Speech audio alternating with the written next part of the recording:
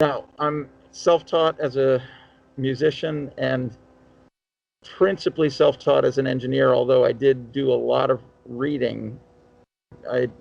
Took advantage of the university library, and when I was in Montana, my father he taught at University of Montana on occasion. So I had access to the University of Montana student library, and they had a great technical library. Northwestern University had a great technical library, and so I took advantage of both of those and read everything I could read about magnetic recording and about audio and acoustics. And then whenever I would cross paths with an engineer, like a real engineer, someone who learned and worked in a studio, like I would just grill him. Well, I mean, the first few years, I was just doing these occasional demo tapes.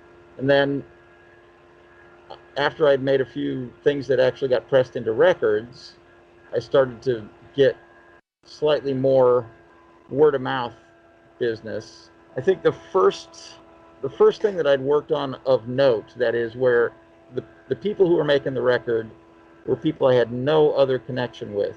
Like they heard records I'd made and they wanted me to work on their record, so they contacted me out of the blue.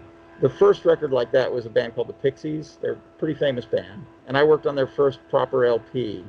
And they contacted me through their manager, who had gotten my contact information from an English record label. My band had been going back and forth to England, and I had worked with some English bands, so I was probably a little bit more known on a personal level by people in the underground music scene in England than I was in America. So this manager contacted me and said, I got your phone number from Ivo, who's the head of the record label 4AD, who was putting out the Pixies record in Europe, and they asked me to fly to Boston to work on a record. That seemed like something of a breakthrough. I'd never worked on a record for anybody who wasn't already a friend of mine. My method has always been to do zero outreach. What I tried to do was I tried to find people who were already into all the things that I was into and work with them, as opposed to trying to convince people to take a chance on me or my band or whatever. In Chicago, there were kindred spirit bands. There were bands that were friends of ours, where we were part of their peer group, and we would play shows with them, whether, we were opening for them on their show, or I would organize a show and they would open for us. It was the same sort of fraternal quality. As that circle sort of widened very slightly, like I would do similar things with bands in other towns, like we would trade shows, like we would open for the Appliances in Madison, and then I'd bring the Appliances to Chicago and do a show for them here. Or my band would play with Killdozer, and Killdozer would come here, and we'd do a show with Killdozer here. There were bands in Minneapolis that I was friendly with, and we would always play with one of those bands up there, and then they would play with us when they needed a show in Chicago. Like that's the sort of symbiotic relationship that all bands had with each other at that stage. It's like you were working together on a common project of making everything awesome, and the way that you could do that was by working with people who already got it.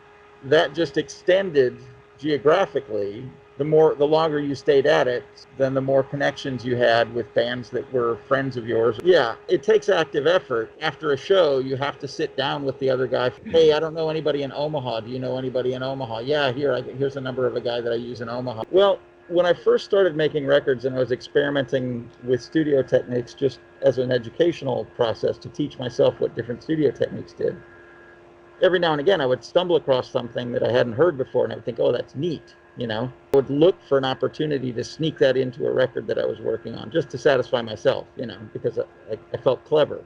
I'm certain that I weakened some records with that impulse. I was able to work through that phase and subdue my ego to the extent that I no longer have those impulses. And I feel like now, knowing these techniques, knowing these different effects, if someone calls on me to bring something like that up, I know how to execute it.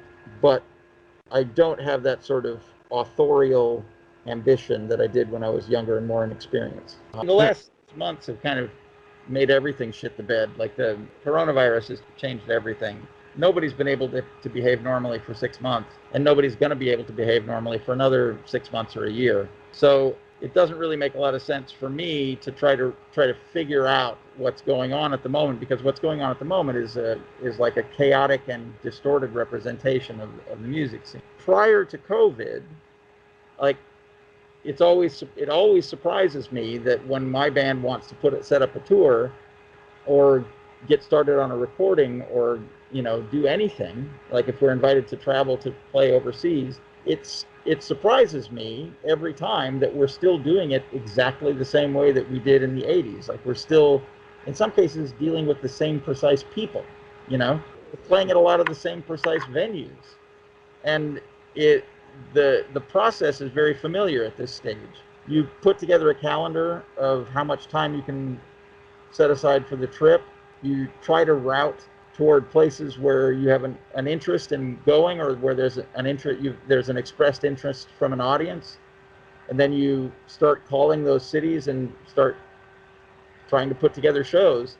It works out exactly the same way still. Like you make a phone call, you talk about the schedule, you find out what kind of show they can put on, then you tentatively book it until they check to make sure there are no conflicts, and then you confirm the show, and then it's on the calendar, and then you move on to the next city and do that. I'm curious to see what kind of music comes out of this. I know the thing that's very frustrating is that people are prevented from collaborating freely. There are some correspondence collaborations that I anticipate being quite good, where you have talented people working in different places sending their material back and forth to each other. I think that could be a satisfying way to make music during this period, but there isn't really a substitute for a bunch of people getting together and playing, and that's the one thing that we're sort of prevented from doing at the moment.